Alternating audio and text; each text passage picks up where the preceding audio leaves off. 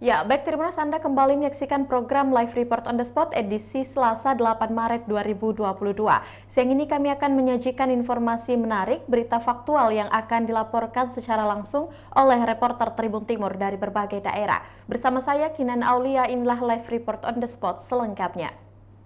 Baik Tribuners, kita beralih ke informasi pertama datang dari Kabupaten Pindrang, di mana ricuh operasi pasar minyak goreng senilai 14.000 BPC HIPMI Pindrang dibatalkan.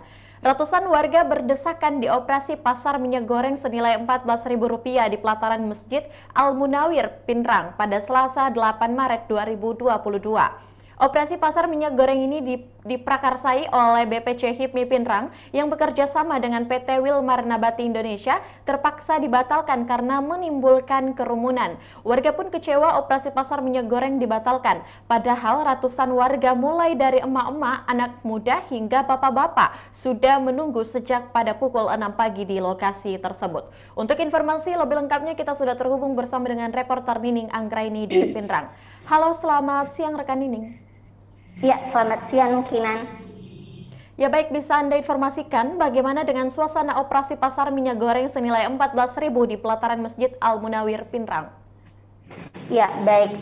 Jadi BPC HIPMI Pindrang ini mengadakan operasi pasar minyak goreng senilai 14.000. Diketahui suasana pasar murah ini awalnya lumayan bagus ya Tribuners, karena memang ada petugas dari pihak kepolisian yang memantau di sekitar lokasi tersebut. Kemudian dari pantauan kami, awalnya warga diarahkan untuk mengambil nomor antrian. Namun kericuhan mulai terjadi dikarenakan sejumlah warga tidak mendapat nomor antrian, warga pun mulai protes. Nah, terlihat juga polisi mulai meredam kerumunan tersebut dan bernegosiasi dengan warga menggunakan speaker, karena memang kondisinya saat itu banyak ada ratusan warga yang hadir di pelataran Masjid Al-Munawir ini. Nah, setelah diberikan pemahaman, emosi warga ini mulai meredam, namun tiba-tiba salah satu warga ada yang berteriak jika ia mendapat tumpukan kertas yang diduga merupakan kupon di bawah meja panitia. Nah, kemudian ratusan warga pun kembali berkerumun ke arah kupon tersebut. Nah, alhasil Kapolres Pindrang, Kompol Muhabar, naik ke atas meja dan kembali bernegosiasi dengan warga karena memang kembali terjadi kerumunan yang sebelumnya sudah dievakuasi oleh pihak kepolisian. Nah, setelah itu karena kerumunan sudah tidak terkendali, Kinan akhirnya pihak polisi ini membatalkan operasi minyak goreng senilai 14.000 ini, dan warga pun kecewa dan kembali berteriak dan protes terhadap ketua panitia dan pihak kepolisian. Seperti itu, Kinan. Ya baik, apa yang menyebabkan operasi minyak goreng ini sampai ricuh?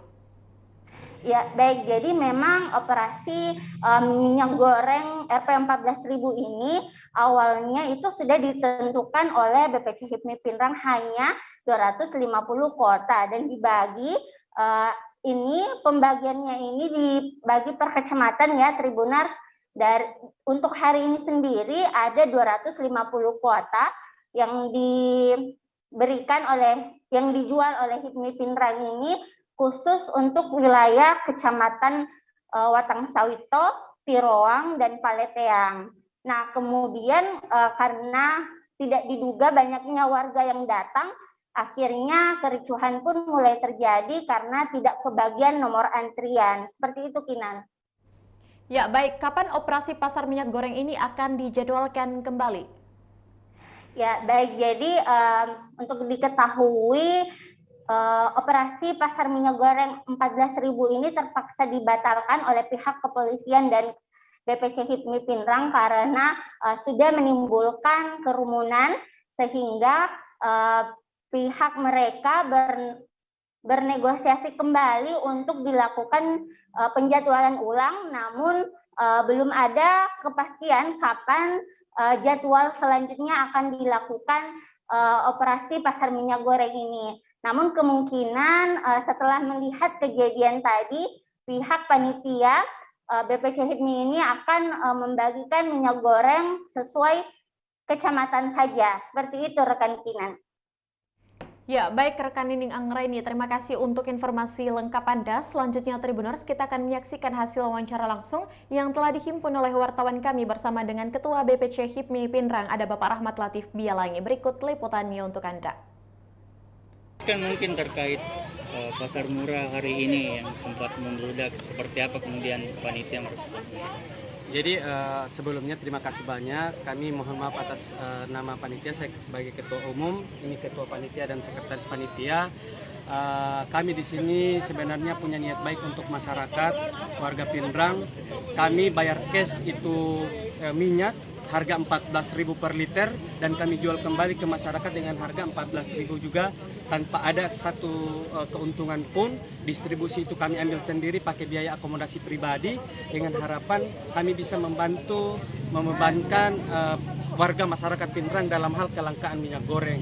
Tapi apalah daya, kan hanya manusia biasa, tidak luput dari kehilafan dan kekurangan, sehingga setelah melihat tidak kondusifnya suasana, saya berkoordinasi dengan pihak Polres dan Kapolsek Batang Sawito selaku tuan rumah dari kegiatan wilayahnya, dan memang sudah tidak memenuhi syarat protokol kesehatan, sehingga itu kami menunda untuk melanjutkan kegiatan ini. Ada berapa kupon yang bisa? Untuk kuponnya itu total yang kami akan sebar di seluruh wilayah Pinrang ada 2.000 liter, itu kami bagi di 4 wilayah. Wilayah 1 itu Watang Sawito, Paletiang dan Tiroang. Wilayah 2 Matirobulu, Matirobulu, Supa dan Landrisang. Wilayah 3 Duampanua, Batulapa dan Lembang, dan wilayah terakhir Cempa, Patampanua, Matirosompa. Cuman ini kita belajar dari kejadian hari ini. Saya secara pribadi sangat menyayangkan dengan tidak kondusifnya kegiatan, padahal niat kami baik. Itu aja. Hari ini tuh 250 kuotanya. Jadi dari 2.000 itu dibagi 4, masing-masing ada 250 orang dengan mendapatkan 2 liter per orang. Nah, untuk selanjutnya bagaimana? Apakah tetap saya baru mau koordinasi dengan pihak Polres dan pihak yang terkait dalam hal ini, bagaimana caranya kelanjutannya. Tapi intinya kami niatan baik ini tetap akan kami lanjutkan. Hanya saja kami akan coba mendiskusikan kembali dengan pihak-pihak terkait bagaimana pola untuk minyak ini bisa terbagikan. Artinya kami sudah mendapatkan 2.000 liter dibayar cash oleh saya sendiri sebagai ketua umum, sebagai bentuk kepedulian kami, sebagai bentuk rasa sayang kami terhadap warga Pinrang itu sendiri. Terima kasih. Ya, tadi itu Pak, sudah jadi cukup. Sudah jadi nih. Saya belum tahu, saya baru melihat. Ya, saya baru melihat.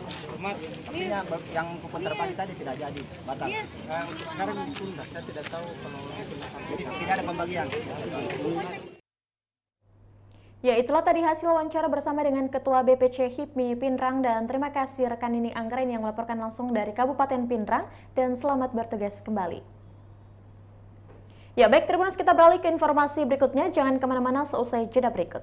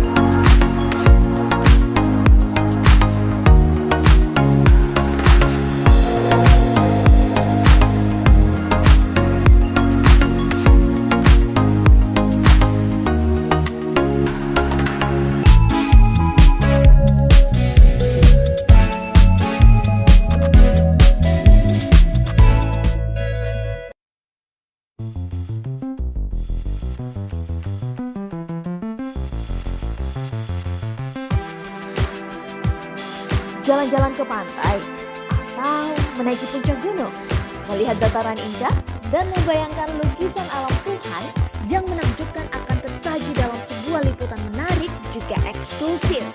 Ikuti perjalanan saya menuju destinasi paling epik di Sulawesi Selatan, hanya di Wisata Virtual Tribuners.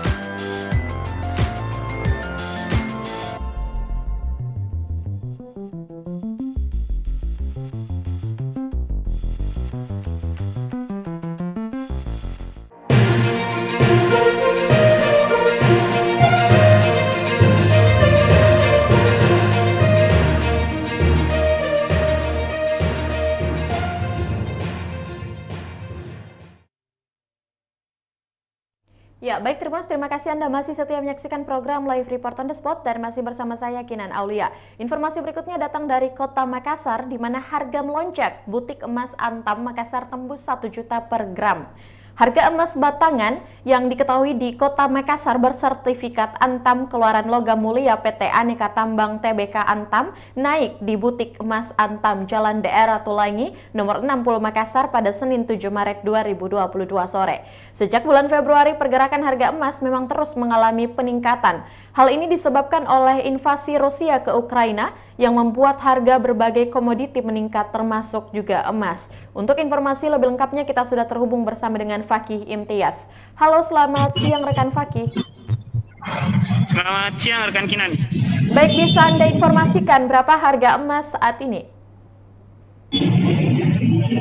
Ya, untuk pergerakan harga emas memang terus mengalami peningkatan semenjak invasi Rusia ke Ukraina di bulan Februari. Mulanya sebelum invasi Rusia, harga emas berada di angka Rp930.000 per gramnya.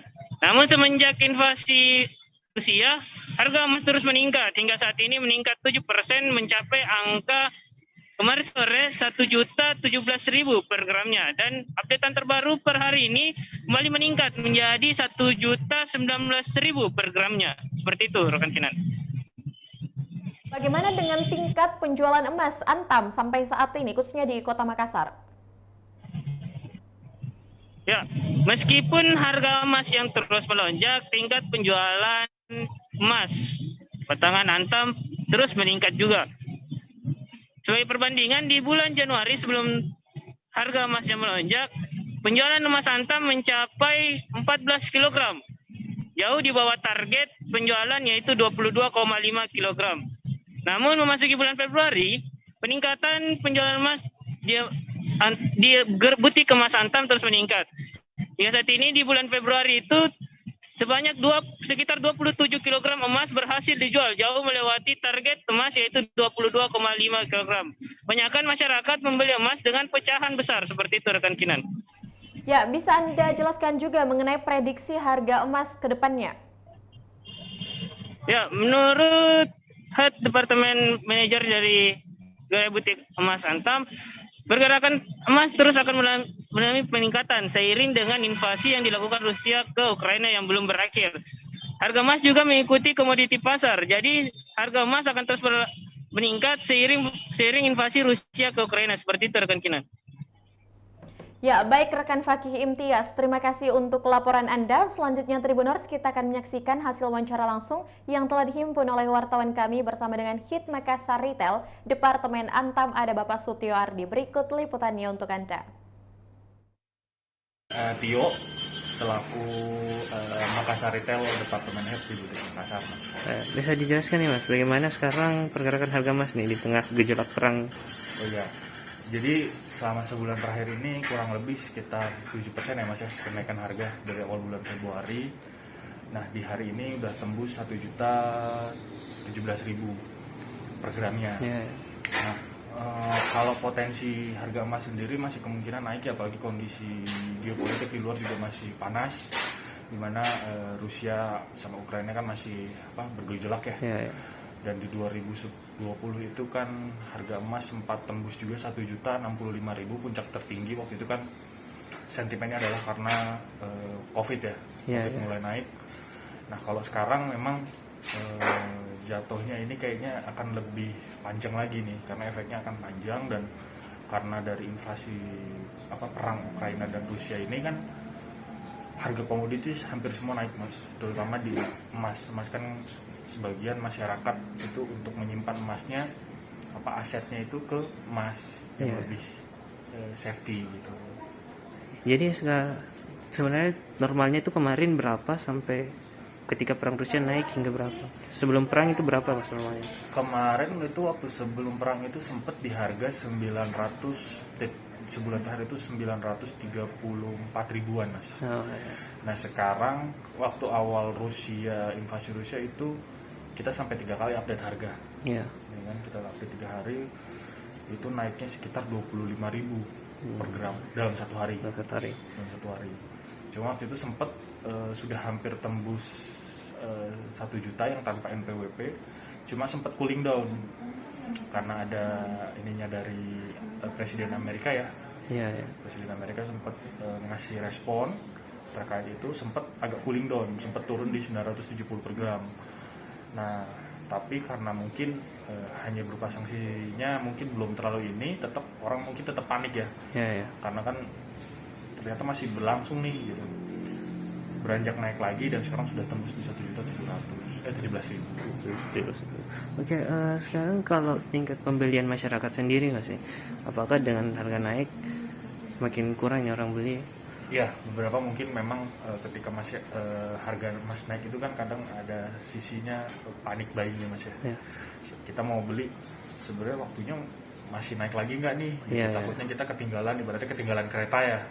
Nah, dalam sebulan ini memang lumayan nih peningkatan ya, masyarakat yang beli juga lumayan pecahannya juga pecahan besar ya. Karena memang sebenarnya kalau kita lihat secara investasi emas itu lebih enak sebenarnya kalau memang. Ya, baik, terima kasih Anda telah menyaksikan hasil wawancara yang telah dihimpun oleh wartawan kami, dan terima kasih rekan Faki untuk informasi Anda dan selamat bertugas kembali. Baik, terima kasih, kita beralih ke informasi berikutnya. Jangan kemana-mana, kita akan kembali seusai jeda berikut.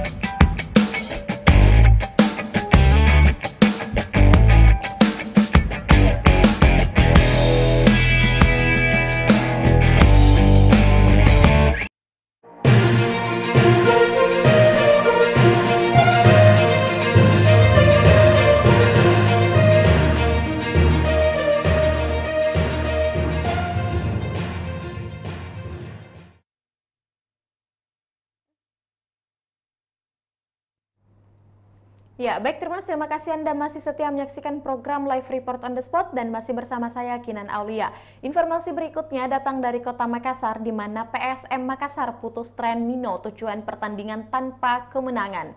PSM Makassar memutus tren minor 7 pertandingan tanpa kemenangan setelah menaklukkan PSIS Semarang dengan skor 2-1. Kedua tim bertemu di Stadion Kapten 1 Wayan Dipta Gianyar Minggu 6 Maret 2022 sore. PSM sempat tertinggal lebih dulu lewat tendangan bebas Jonathan Kantilana di menit 12. Namun Laskar Pinisi pantang menyerah. Ploim berhasil mencetak 2 gol dan membalikkan kedudukan. 2 gol Ploim dicetak di menit 28 dan 59. Gol ini pun mengakhiri paceklik gol PSM di 6 pertandingan terakhir. Kemenangan ini membuat PSM menjauh dari zona degradasi, naik ke peringkat 11 dengan 33 poin. Sementara bagi PSIS, mereka harus tertahan di peringkat 7 dengan 38 poin. Untuk informasi lebih lengkapnya, kita sudah terhubung bersama dengan rekan Kaswadi Anwar di Makassar. Halo, selamat siang rekan Kaswadi. Ya, selamat siang rekan Kinan. Baik, bisa Anda informasikan bagaimana tanggapan pelatih PSM Jubgal setelah 7 pertandingan raih hasil kurang maksimal? Ya, terkait tanggapan pelatih PSM Jubgal setelah memutus tren minor 7 pertandingan tanpa kemenangan dan 6 pertandingan tanpa mencetak gol, ia mengaku bahwa inilah yang memang harus dilakukan oleh anak asuhnya, di mana menghadiahi mereka dengan menciptakan gol dan peluang-peluang yang selama bekerja keras di 90 menit pertandingan lawan PSIS kemarin. Dia mengatakan bahwa tidak ada, untuk memotivasi pemainnya, dia menegaskan bahwa tidak ada kata lain untuk memenangkan pertandingan lantaran posisi PSM yang sebelum bertanding lawan PSIS berada dalam ancaman zona degradasi. Makanya titik tekannya adalah Jobgal kepada anak asuhnya adalah untuk bermain dengan kerja keras dan mengeluarkan kemampuan maksimal sehingga kemenangan ini bisa diraih. Mungkin itu Kinan. Ya, striker PSM Gol Mebratu kembali gagal cetak gol. Bagaimana tanggapan pelatih? Ya, sejauh ini pelatih Jobgal mengatakan terkait gol-gol yang sudah 7 pertandingan belum mencetak gol. Menurutnya ini hanya persoalan waktu karena dia masih butuh penyesuaian dengan rekan setimnya, baik itu dalam ritme permainan.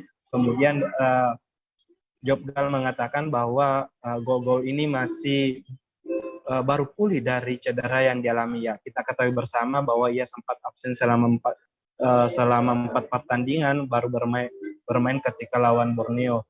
Dan menurut Jobgal pada intinya adalah gol-gol masih butuh proses penyelesaian dengan rekan setimnya, dan kelak nanti akan tiba masanya dia akan mencetak gol.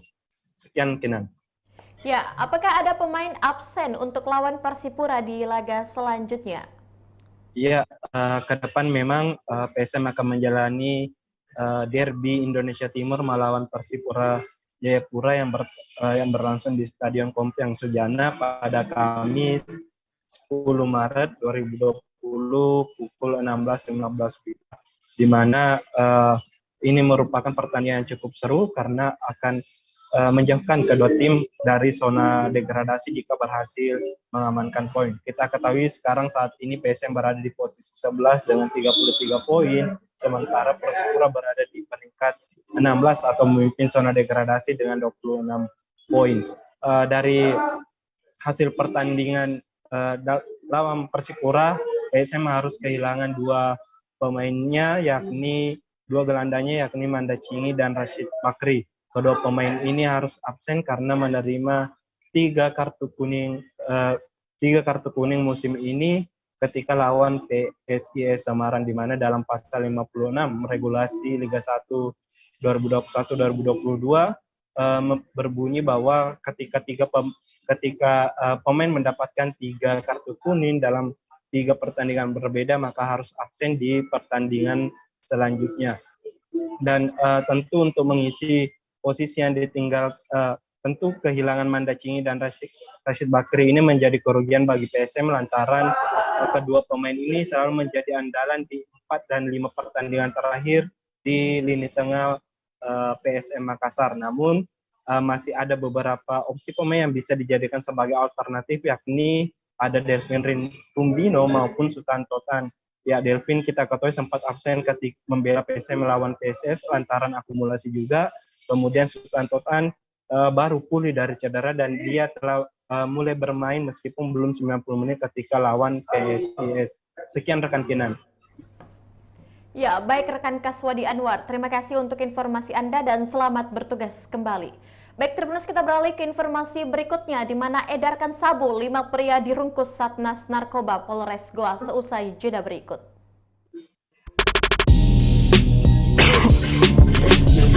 Ya, terima kasih.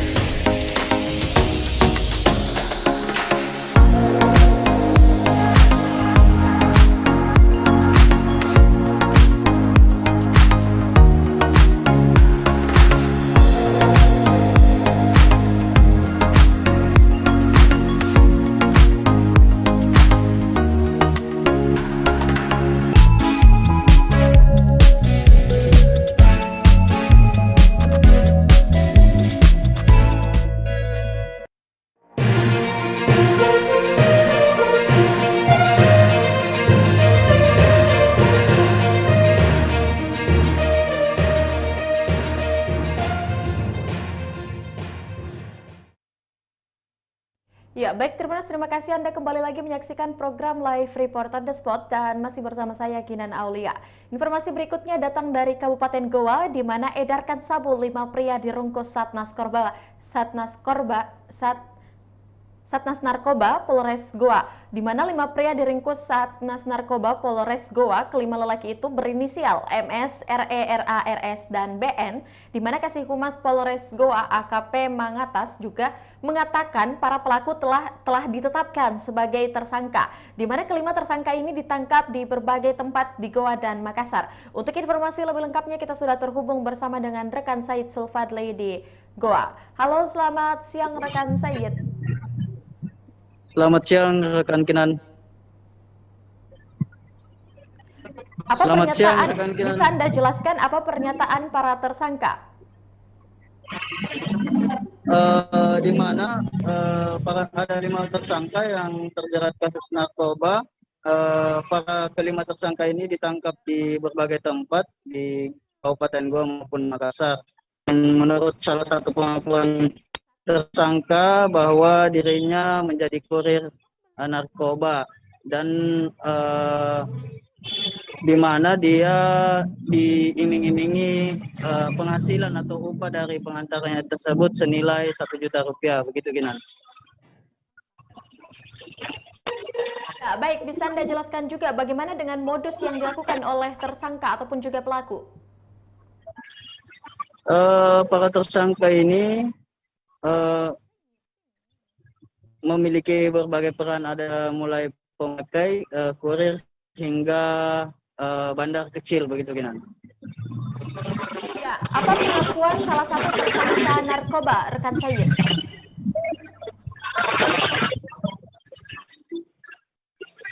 Bisa Anda jelaskan apa pengakuan salah satu tersangka narkoba?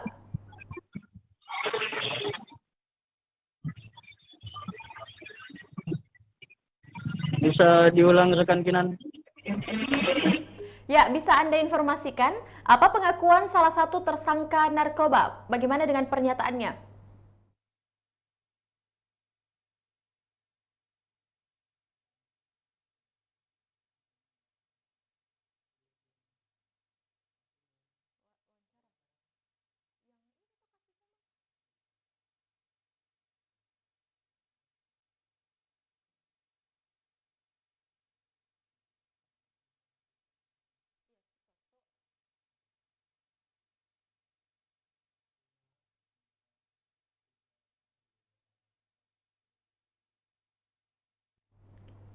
Ya, baik, terus itulah tadi hasil reporter kami yang melaporkan. Selanjutnya Tribuners, kita akan menyaksikan hasil wawancara langsung yang telah dihimpun oleh wartawan kami bersama dengan Kasih Humas Polres Goa, ada AKP Mangatas Tambunan. Berikut liputannya untuk Anda. Polres Goa mengamankan 5 terduga pelaku penyalahgunaan narkoba dan telah ditetapkan sebagai tersangka. Jadi penangkapan itu dilakukan di beberapa lokasi, baik di Kabupaten Goa maupun Makassar. Dari kelima tersangka, pihak penyidik mengamankan sedikitnya 149,22 gram sabu. Peredaran uang dari kelima tersangka ini sekitar 50 sampai 100 juta. Jadi untuk TKP pertama berada di Desa Kampung Parang, Kecamatan Palangga, Kabupaten Goa. Selanjutnya di Bontobiraing, Katangka, Kecamatan Sombopu. Ketiga, Dusun Cina Desa, Jenema Dingin, Patalasang. Keempat, di salah satu rumah kos di Kabupaten Goa. Modus para pelaku melakukan aksinya, pertama, menerima pesanan dari konsumen melalui media sosial. Jadi mereka bermain di media sosial, Instagram maupun FB. Terus menggunakan rumah sebagai lokasi untuk bertransaksi. Dan para kurir bertemu dengan pengedar maupun terhadap konsumen di suatu lokasi titik yang telah ditentukan oleh sang kurir. Daripada para pelaku ini, jadi mereka ini mengatakan bahwa transaksi itu mereka menggunakan kurir, jadi tidak bertemu secara langsung kepada bandar utama. Dari kasus ini, tersangka atau dalam arti salah seorang terduga yang kita masih lakukan pencarian, bandar utama adalah pemilik sabu yang 93 gram. Kita masih melakukan pencarian dan pengembangan terus. Kita Polres Goa akan terus melakukan upaya antisipasi maupun melakukan tindakan penangkapan terhadap siapapun pengedar sabu di Kabupaten Goa. Karena rata-rata konsumen daripada penyalahgunaan narkoba ini dalam arti penjualannya diarahkan kepada para buruh bangunan hingga orang-orang terdekat. Jadi pemesanan itu, setiap konsumen memesan suatu sabu harus melalui chatting. Dan yang bersangkutan bertemu dengan pengedar. Dan disitulah terjadi transaksi. Mungkin seperti itu yang perlu kami sampaikan. Artinya ada permainan dari dalam rutan, Pak, ya? Kita masih lakukan pengembangan. Dan barang bukti selain sabu apa lagi Dewan? Jadi barang bukti ini ada timbangan, ada HP. Ini timbangan elektrik. Jadi itulah yang kita amankan. Itu. Iya, Pak, belum terlalu lama. Oh, bagaimana Bapak mendapatkan sabu dari dia? Iya, telepon jemput di atasnya. Oh, jadi Bapak sebagai kurir? Iya, Pak. Suruh jemput, kemudian? Tunggu perintah selanjutnya. Oh, menunggu perintah selanjutnya dikemanakan ini barang. Bapak dijanjikan berapa menjadi kurir? 1 juta. Jadi apabila sudah ini dapat uang 1 juta. Anda sudah dapat belum? Belum. Terpaksa Bapak yang berurusan dengan polisi. Kan begitu? Lain kali dia akan lakukan lagi. Berapa banyak itu? Hah?